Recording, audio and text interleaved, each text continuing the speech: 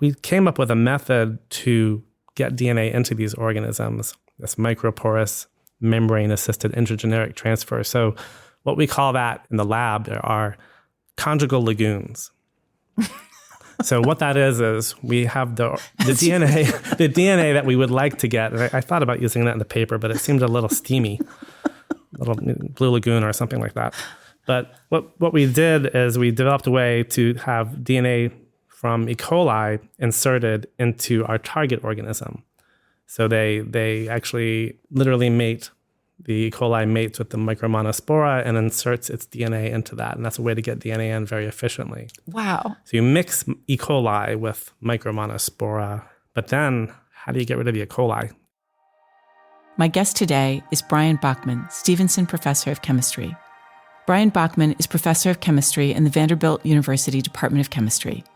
As Principal Investigator at the Vanderbilt Laboratory for Biosynthetic Studies, his research is concerned with biosynthesis and discovery of natural and unnatural products. He pursues ways of understanding and manipulating biological systems ranging from microbial ecologies to human biology.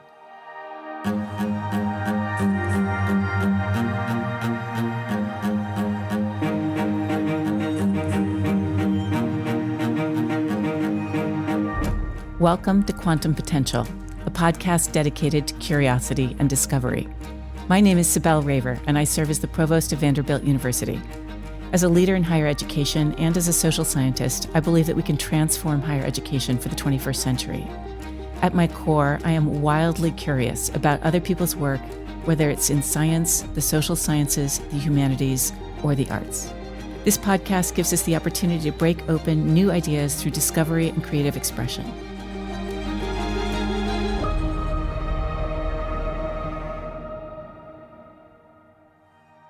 Prior to Vanderbilt, Brian was Director of Chemistry at Ecopia Bioscience, where he helped build the first genome mining program for natural product discovery. As a professor at Vanderbilt, Brian leads a large, highly dynamic, and well-funded research lab. He holds multiple patents for his work, and he is the founder of a startup in addition to his federally funded science. Brian, you've just had a major paper come out in the American Chemical Society's major journal, Chemical Biology. Congratulations and welcome. Thank you. It's so nice to be here, Sibel. So great. Really, many times. Thank you for being here. Before we go deep into your work, Brian, I'd love to set the stage just to ask a few questions, really simple questions that clarify some things. I'm fascinated by the type of work you do, specifically around this idea of biosynthesis.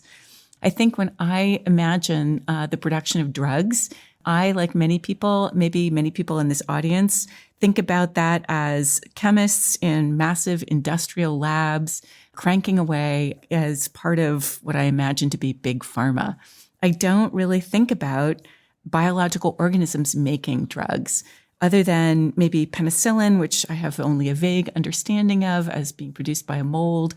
Really, you help me to understand that drugs are produced by biological organisms on a major scale and for many millennia, or more than millennia, millions of years, right? I think more, yes. You mentioned that active molecules serve as the foundation of an incredibly wide array of drugs. You mentioned breast cancer drug being produced by a specific species of sea sponge. Help me understand, why are bacteria or fungi or plants or other biological organisms so good at making therapeutics? Wow, that's a great question. Well, many of our drugs are natural products or natural product based. Most of our antibiotics are natural product or natural product based. Household names like penicillin that you mentioned, erythromycin, tetracycline, those are all compounds made by soil bacteria, believe it or not, in one form or another. And many, many cancer drugs, at least half of cancer drugs have their origins as natural products. And some of the most highly prescribed drugs, such as, Taxol, are natural products. And they're made by plants and bacteria and fungi and all these kinds of organisms. So a natural product is synthesized inside of the organism that makes it.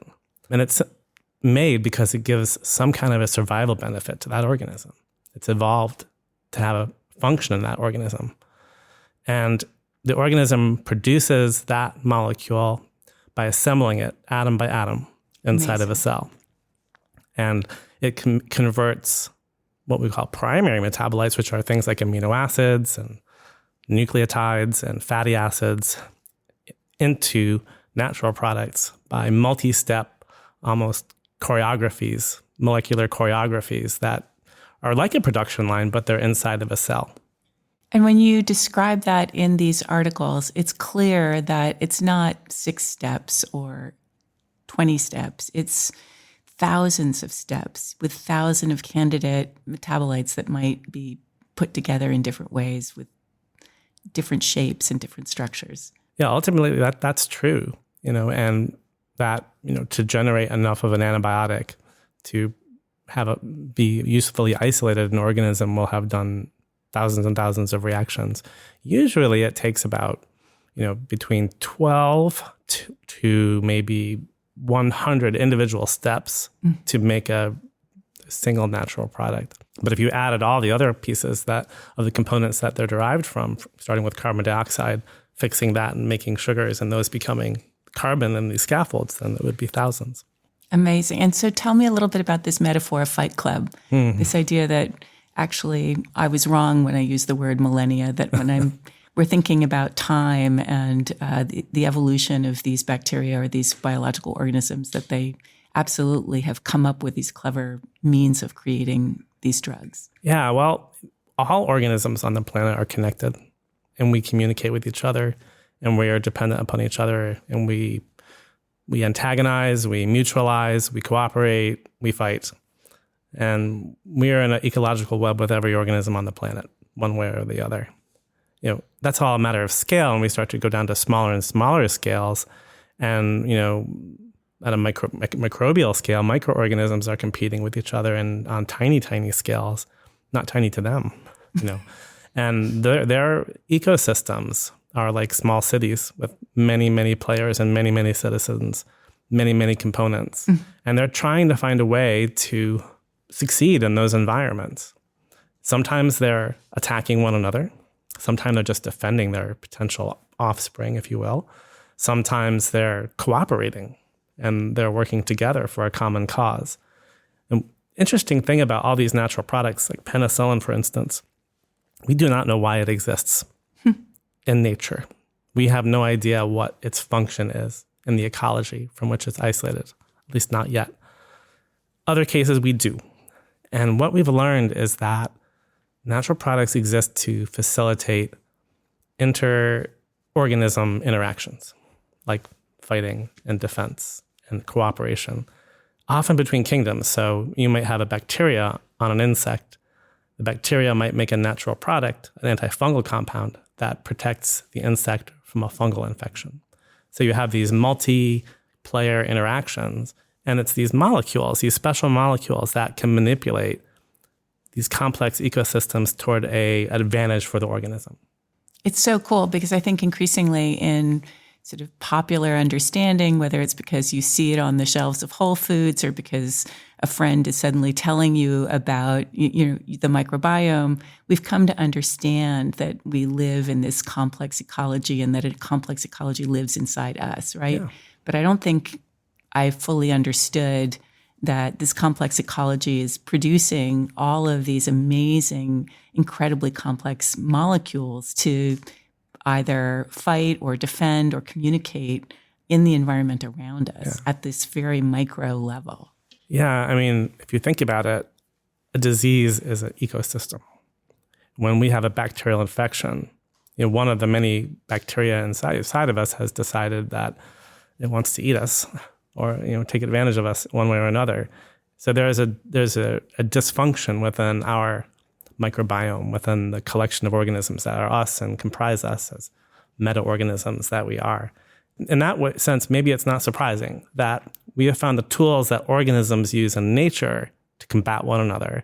We've taken them out of context, purified them on massive scales, and then use them inside of us in order to achieve a therapeutic outcome, to manipulate a complex system in a therapeutically beneficial fashion.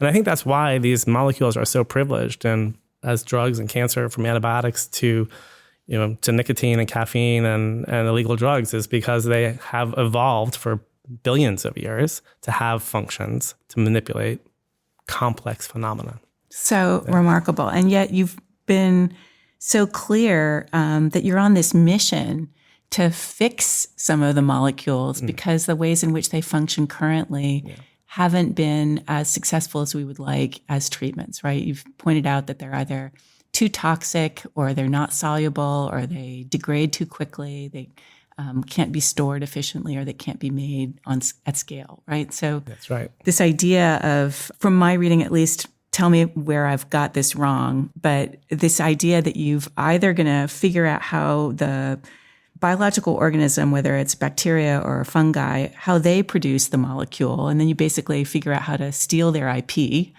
right? And take the kind of complex blueprint for how to make the molecule and reproduce it.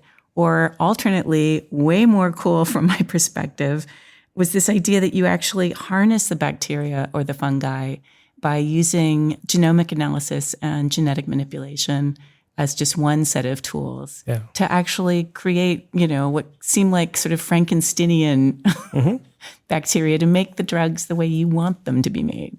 That's right. I mean, I started out my career in chemical synthesis, total synthesis of natural products, the art of it. And I became jealous of these organisms and their ability to make these compounds in ways. I would be toiling over a simple chemical reaction and trying to string them together to make these complex molecules. But it occurred to me, the yew tree, the Pacific yew tree, just makes Taxol by breathing in one step, right? It's a beautiful thing. And so how does that happen? There's these biosynthetic pathways that happen. So wait a minute. Let's just slow down. Right. A Pacific yew tree, very tall, very beautiful, and it's just extruding Taxol, a chemical compound that remind me of what Taxol cures. It's a breast cancer drug. It's one of the most important drugs in treating, difficult to treat breast cancer out there. And it's isolated from this small tree. It's actually a smallish shrubbish tree, difficult to grow in large quantities. So now when they make it, they actually make it via making an advanced intermediate by cell culture. And then they use chemistry to finish it up because they can't isolate enough from the plant. And was that some genius herbalist who figured out that the Pacific yew tree could be used to tackle a human disease? I mean, what was the history of that transition, or do we know? Yeah, I'm not super familiar with the original discovery. I believe it was discovered by researchers at the University of Florida, and they were plant natural product discovery people, and they would generate extracts from plants all over the world and then assay them for activity against maybe cell lines or a biological assay that they're interested in. And then if they're active, then perhaps purify the compounds and then determine their structure and then isolate more and study them more and more, sort of develop them as pharmaceuticals. So remarkable. So in this way that you use this form of extraction, and then, so in one example, you've taken, cultures from bacteria inside caves, and then you've taken those cultures back to your lab and grown them on some medium. And then you're trying to break down how that weird little biological organism that's freaked out, possibly or not, that it's no longer in its cave, it's now on your plastic container in your refrigerator. You're then going to figure out what's active in what it's producing. Right, and that's really an important part of natural product discovery. We have become so advanced in our understanding about how life makes molecules from a genetic to a biochemical level that we can read the genome of an organism, the A's, C's, and G's, and T's. And from that, we can predict the structure of things that they make, even if they've never been isolated before. They could be completely novel compounds, and we could determine great amounts of information, of prediction about what they, at least the blueprints, have the potential to produce. However, we don't necessarily know, or we cannot predict what kind of activity they will have, or if their activity would be similar to something known or superior to something known. And so that early part where we predict the structures and use that to guide discovery is called genome mining. And I was involved in early commercialization and development of that technology. But there was something missing, which was this activity component, because what we found looking at genomes is that everything's interesting. Everything has something worthy of chasing. You found a million cool tools, but you're not sure what they're going to fix. Right. What are we going to isolate? Which of the, each organism maybe have the ability to make 20 or 30 compounds. So which one do we spend months isolating? And we would isolate them and find out, it's not active. Complete waste of time.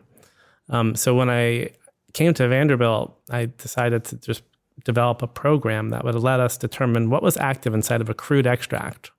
Like think about vanilla extract. What would be active inside of a crude extract before isolating it, right? So that we could tell before we decided to go through this really, really labor-intensive process, what was interesting. So we developed a single cell analytical platform with a collaborator here at Vanderbilt, Jonathan Irish, to help us look at the full metabolome, which is all the metabolites inside of a crude extract, and how each component might affect cells on a single cell basis. And we ask many, many questions per cell as well. So we could ask maybe 8 to 10 questions per cell and per compound.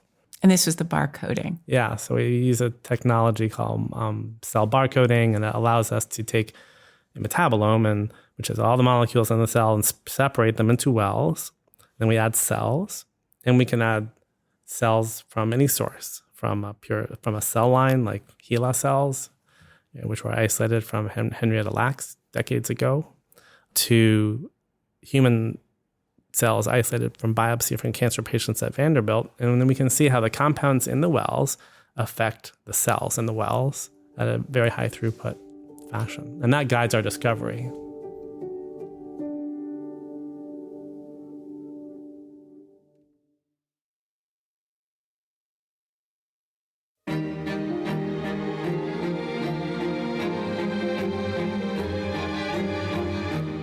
It's just so phenomenal, that whole idea of, bench to bedside. I mean, in that paper, you describe specifically the cells from 2 different patients, mm-hmm. right? A female patient and a male patient, each of whom had different forms of leukemia.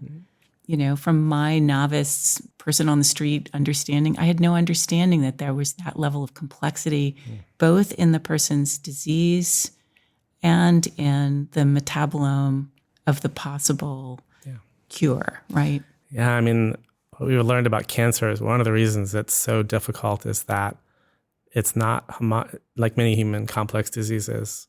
It's not homogeneous, and a patient might have 7 to 10 different types of melanoma inside of a melanoma, and each one of those will have different sets of mutations in them.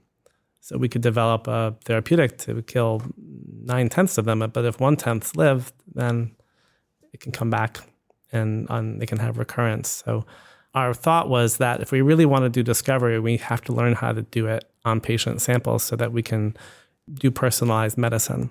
The vision is to test the compounds that we discover on multiple patient samples that have their diseases characterized by genetics, and to be able to see how tens of thousands of cells from a single biopsy respond to molecules that we put on them. It lets us see that beyond the averages, the population averages, and ferret out which subtypes are responding and which subtypes aren't responding. And does patient number 1 respond better than patient number 15? And maybe we should develop these drugs for patient 15. Right? I love that from the perspective of, I think it's very multivariate, it's very multidimensional, and that idea that we have distributions of the way that a person's disease is being expressed, but also the way that those different cell types are all interacting with the therapeutic. It's fascinating. Right. And if you think again back to our discussion on ecosystems and manipulating ecosystems, they're complex. They have many players. It's like trying to change the weather, to change a microbiome, or to change a chemical ecology toward a direction that you want it to go. And it's kind of like that with treating cancer. You're trying to change a complex interaction of normal cells and healthy cells and cancerous cells, steer them in the right direction. So, our hypothesis is that we'll take these tools that have already evolved to do that, and we'll try those. And it's turned out that's been successful, for decades.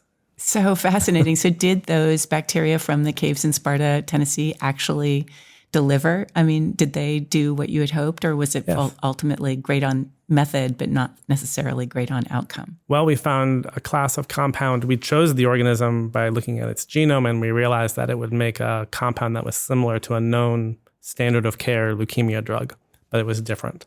So we chose that as our model system to start out.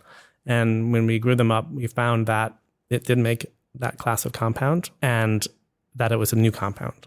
And the structure was only slightly different from the one that was in the clinic. So you might say, well, this is not going to be particularly surprising. But the small structural differences end up causing very great changes in how it responds patient to patient in unexpected ways. And we think that our field may have ignored a lot of natural products. They've been left on the cutting room floor because they've only looked at them against one cell line or one patient, and nobody does patient samples as far as I know with discovery. So they've just missed a lot, and that there could be just huge potential for personalized medicine by reinvestigating new and known natural products. So cool.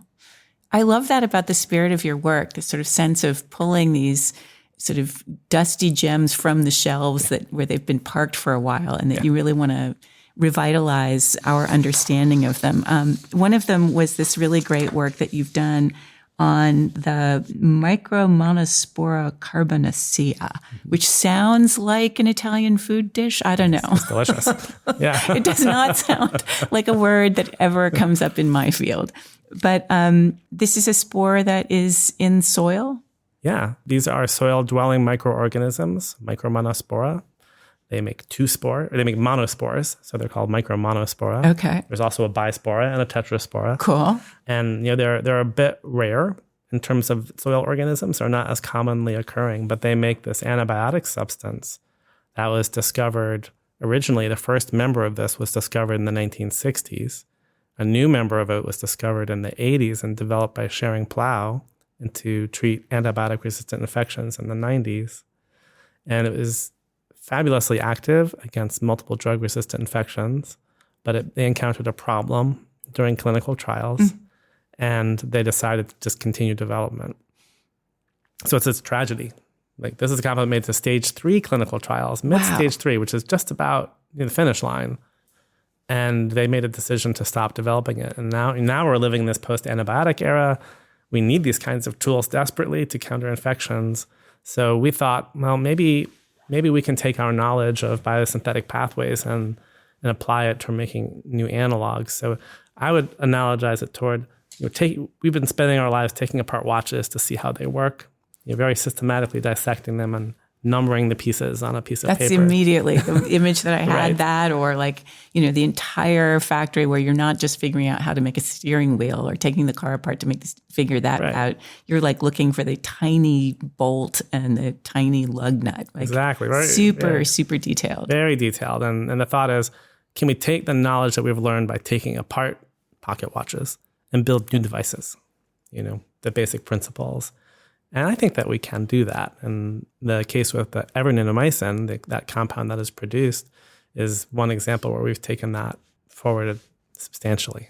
Loved it. I love, if you would be willing to read this little section about how you take that task on. Okay, glad to.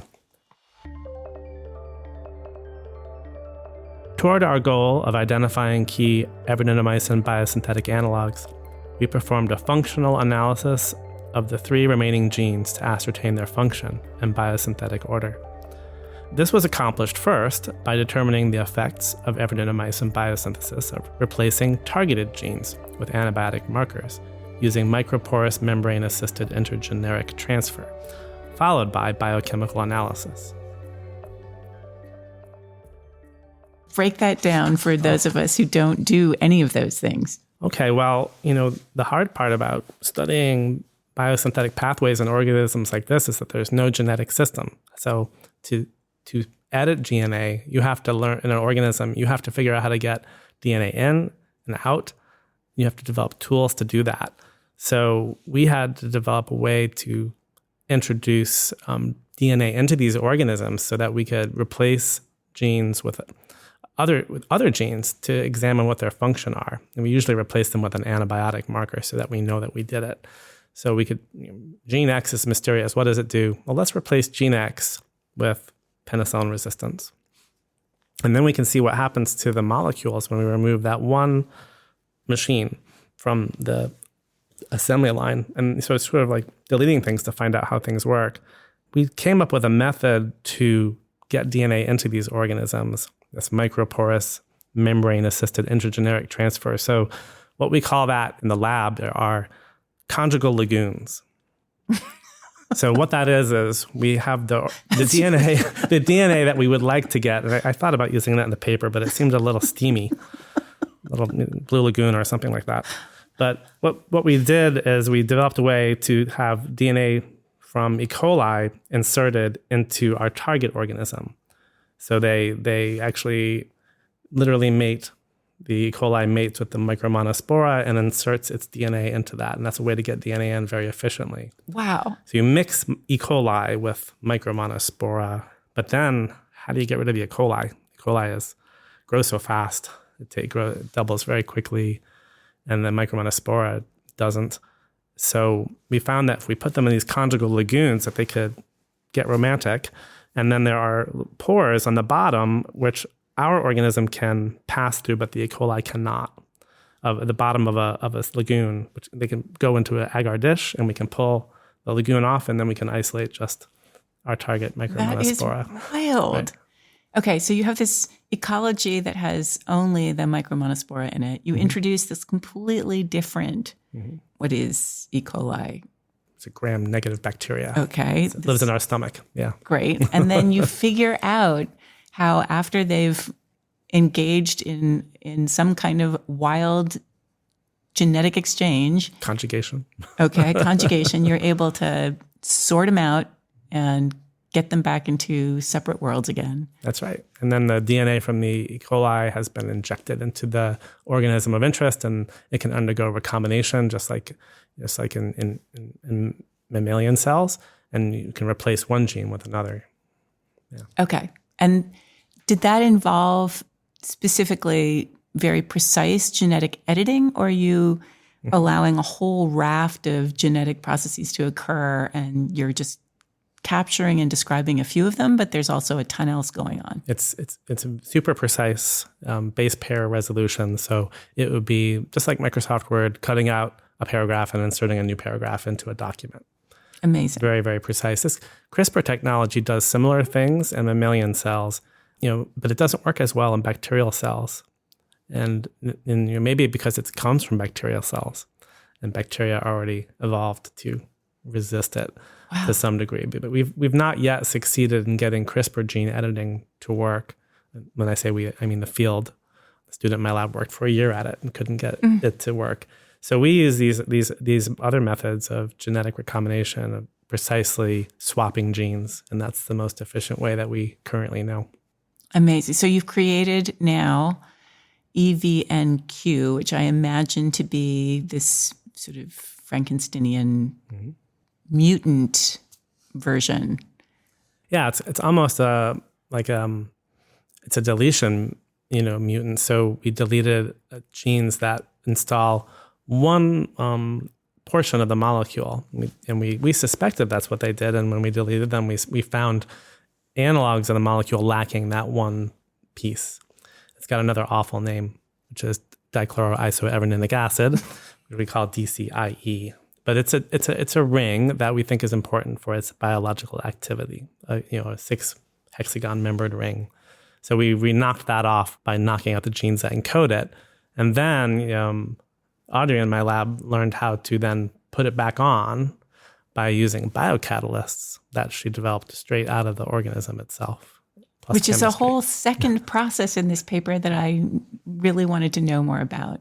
So I want to get back to the DCIE rings, and I want to know whether your parents or your children or your friends sit around by the fireside while you tell them tales of and incantations of the DCIE ring recombinant structures. That sounds like a magic spell. Right? No, it really does, right? There's this fascinating, it reminded me of German. It seems the length of the word tells you a lot about the structure of what you're talking about. Yeah, right? It's a descriptive term. And I can remember long chemical names and I can remember Latin names of microorganisms, but I have trouble remembering all the students in my classroom's names. It's much easier for me to remember these scientific names than it is those. Totally great. But yeah, no, we once we can also take the individual things that we've deleted and then we can express them, purify them as proteins. They're basically little catalysts that we can produce. And then we can use them just like a chemical reagent, in a test tube.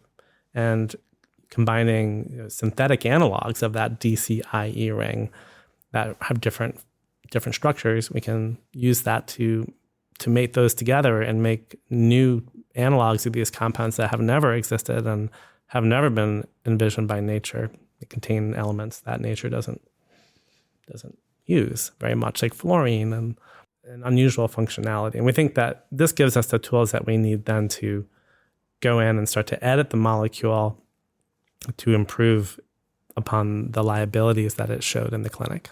Where did that ultimately lead with this particular journey, with this particular paper? Is it much closer to yielding a therapeutic or a pharmaceutically functional molecule than when you started?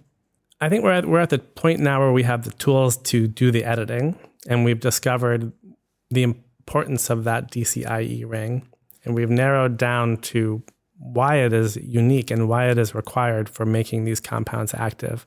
So now a graduate student in my lab, Jen, is chasing down that lead and trying to make analogs that we think overcome the problems that we're seeing in the clinic. We think we're close.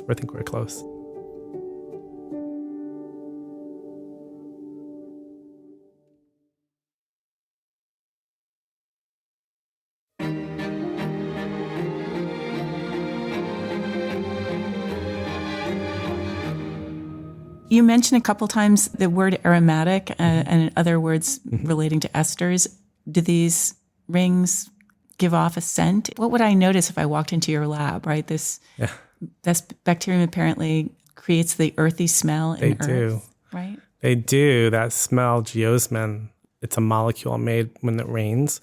And you come out and you say, it smells like rain. Well, that's made by soil bacteria that release this compound, and they're talking to each other after it rains and saying, hey, wake up. It's wet, but they're aromatic. Well, why are they called aromatic? Well, that's interesting. I read this book a year ago called The Elixir, and it's about the origins of organic chemistry.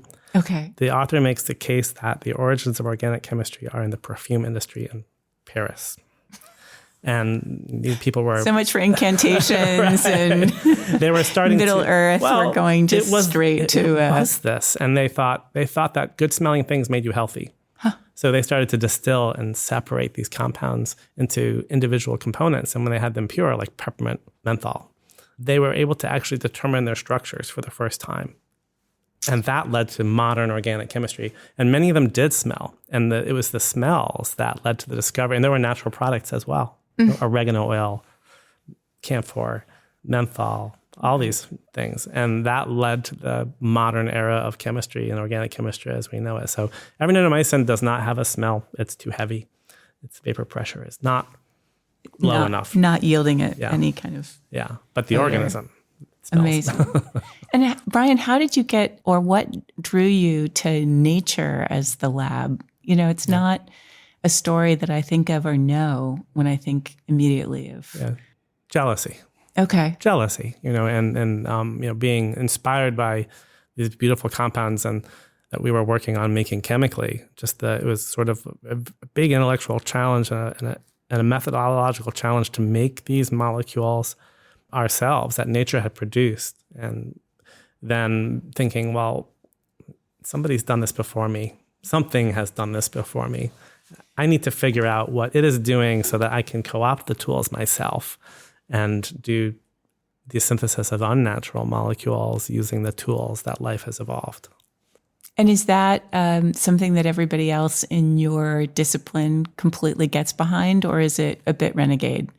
I think it's growing. I wrote this article to try to convince people that this is a cutting edge field that we need to invest in. And I outlined a number of examples of people who have started to do this kind of work where they either approach it from a chemical side and recruit enzymes as biocatalysts, or they approach it from a biological side and then recruit chemistry to modify it.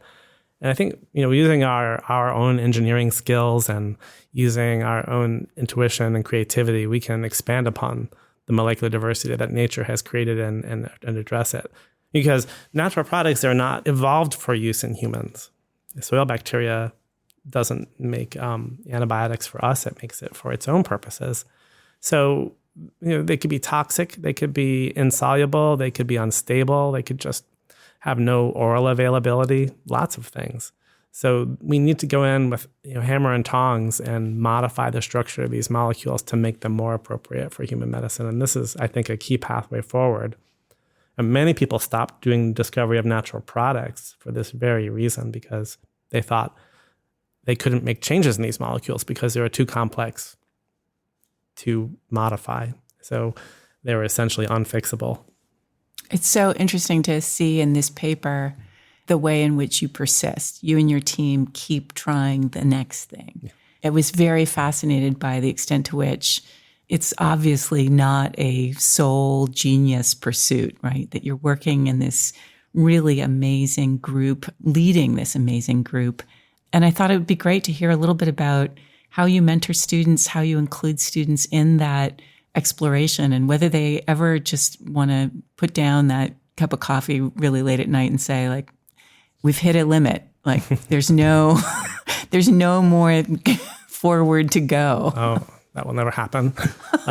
Well, my laboratory, as you mentioned in the intro, is called the Laboratory for Biosynthetic Studies. So I was inspired by reading a biography of Carl Sagan, right, when I was an assistant professor, and he named his laboratory the Laboratory for Planetary Studies. So I thought, right, and I like the idea of it's not the Bachmann lab, and I'm always correcting my students that it's not my lab, it's our lab, and you're the guys who do the work. You're the guys who bring the innovation. I will mentor you through this process, and I will write the grants, and I will help you write the papers. But really, it's a collective effort, and I feel very strongly about that. And that's the basis for the name. It's so clear because your name is always last on every single paper. Right. Yeah, that's relatively common in chemistry. Didn't used to be, but it has become over the years. But still, laboratories like to go by the name of their their PI, their principal investigator, who does the least work on the projects. Well, in fact, I would probably argue with you on least work, but no. I like that you're foregrounding those students. And do undergraduates find their way to your lab as well, or is it primarily graduate students, doctoral students, postdocs? I've had a number of undergraduates over the years, and they've gone on to professional school and chemistry departments and biochemistry departments, as well as medical schools and amazing MD, PhD, and you name it. And do they see your startup portion of your life as a person who patents new intellectual property and gets things going in a private sector space? Well, yeah, that's a recent innovation. We've started this company, me and my collaborator at Vanderbilt, Michael Savona, started this company about a year ago last June. And it's been interesting and exciting to imagine a lot of the things we talk about today and reducing them to practice to really industrialize what we've done in academia for many years. And to answer your question, I guess one of our very first employees is a former student who graduated from my lab 7 or 8 years ago and went into industry, and now was able to coax him back to help. That's great. Take some of the stuff that he developed while in the lab into production and industrialize it. So I'm with probably a lot more control than he may have had working for someone else, maybe I'm just imagining that. Oh, I would definitely. Taking a process that's just pipetting single wells and making it work with robots and high throughput, I think is going to be where we find out the true potential of the technology. Phenomenal. Yeah. You mentioned prior to our recording this that you had been mentored in many other different phases of your career. You were mentored by Craig A. Townsend at Johns Hopkins. You were mentored by Professor John D. Boynick at Southern Methodist. And then you were inspired by your undergraduate research experience in the laboratory of Tom Hudlicki, looking at biocatalytically enabled synthesis of natural inositols. Exactly. So how did you get on this path to begin, Brian? It's really distinct and incredibly inspiring. Well, the undergraduate experience was the first, and I worked for a number of years for Tomas Hudlicki, affectionately named T-Hud by students that worked for him. And he was an organic chemist, but he had this unique aspect of his program where he used an organism to do a step in a chemical reaction, a fermenter. And we bubbled something that was essentially toxic waste, chlorobenzene, through a bioreactor full of cells. And then it pooped out a compound that was so valuable that it was a couple $1,000s a gram. Wow. And then we used that as a raw material to make many compounds. And I worked on inositols, which are a natural molecule inside of us, inside of our body, very important. But it occurred to me then, why can't we use these, do more of this, these biocatalysts? And so I started to try to do that, and I realized quickly that enzymes are very specific. They only do what they're evolved to do, and you try to change it, make them do something different, and it's very difficult. So I moved on to do synthesis and drug mechanisms, and at Southern Methodist University with John Bynack, and there I did synthesis. I made a bunch of new antibiotics, scaffolds, and then started to study how they work inside of a cell. It was totally new to me to start dropping things into enzymes and try to understand what was happening at that point. It was really challenging and fascinating, but discovered the mechanism of how these compounds work, atom by atom, and that really got me excited. So, and that lab was foundational in terms of touching living things and touching enzymes. But I still had that goal of doing total synthesis with enzymes. So I went to work for Craig Townsend at Johns Hopkins, and that's what he did. He took apart watches. He's a pioneer in what was called bioorganic chemistry back then. We now call it chemical biology. Yeah. Taking apart these complex systems. And in SMU, I studied how these compounds called beta-lactams, which penicillin is a beta-lactam, how these inhibitors of enzymes that chew up beta-lactams, how they work.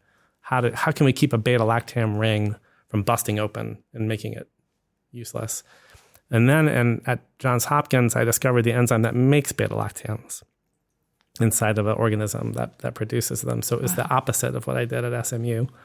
Wow. And it was called beta-lactam synthetase because it's an enzyme that makes that compound. So I got really excited about taking apart pathways down to individual enzymes and making biocatalysts. And so Craig Townsend was a major mentor for me, and being interfacial between chemistry and biology. And then I had corporate mentors at Ecopia too. So where we would take those blueprints and convert them into molecules and tubes. So that was just a super exciting and formative time. I never did a postdoc. I just came straight back to academia. It's very inspiring to think about that path, right? And the way in which you pursued several lines of inquiry that kept crossing and kept informing each other, but were also informed by being in very different places at different times. Trying to do the thing I wanted to do in 1990 and mostly failing the entire time, and keep on trying. Coming back revise. again. Yep. Yeah. Amazingly persistent. Yep. And do your students ever lose sort of the spirit of keep on keeping on, of fixing the unfixable? Or does they ever migrate to a simpler question? I don't know. I mean, so far we've been successful in getting students through the lab and being able to solve the problems that they're working on, whether it's a novel enzyme, such as making evernenomycin, to making modifications. I think the students that have been working on the synthetic biology, the stuff to harness biology to do novel chemistry, are some of the bravest. And because there's no guarantee of success with that. And I have students currently working on things that have never ever been done before, and I so admire their bravery in order to do that. But so far, I've been so pleased with their ability to get it done. I love that. I love hearing that. I mean, as provost, I love hearing that our students are just that brave, that willing to take on a really hard challenge, and are sort of like, And yet we'll go for an even harder, weirder thing to try to do.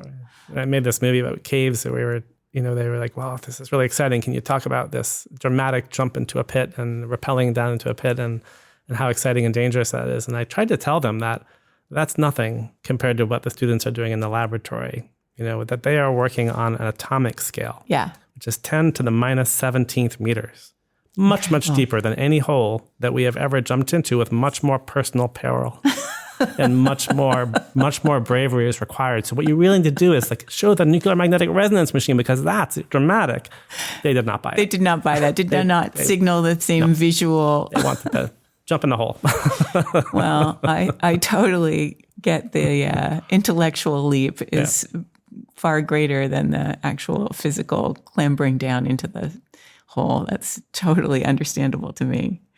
In terms of the ability to get back to the patient, that part is just so moving. I think, the idea that this work is not just at the cutting edge of scientific discovery, but is also at the cutting edge of saving people's lives and figuring out how to deal with really pressing societal challenges. And so this idea that you're at that forefront of figuring out new tools that we'd never thought of or couldn't imagine, and new ways to activate pathways that have been evolutionarily deeply informed. It's really inspiring. I think, something that Vanderbilt fosters between having the medical school so closely innervated and with, the basic sciences is, we get to cross-pollinate with each other, and we can develop empathy for our patients, and we can develop empathy for problems that really, really need to be solved, or very, very urgently need to be solved. I was fortunate enough to have an MD, PhD student in my laboratory, and he could talk directly about case studies of things that we were trying to address. And it really, really impresses upon you the importance of keeping that sense of empathy for the community and for the world at large. And we named the company Empath Biosciences for that reason, because we want to have empathy for unsolved problems in patients and communities, and try to make progress in that area by industrializing the kinds of things we've done here. Finding ways to bring science closer to solving problems that make a difference in the world. I mean, that's what gets us up every day. And to brush our teeth with vigor is that we hope that something that we will do is going to really make a difference. Thanks to our listeners for tuning in. Remember to stay curious, keep exploring new ideas, and we'll be back next time with another guest who's pushing the boundaries of discovery. Until then, I'm Sibel Raver, and this is Quantum Potential.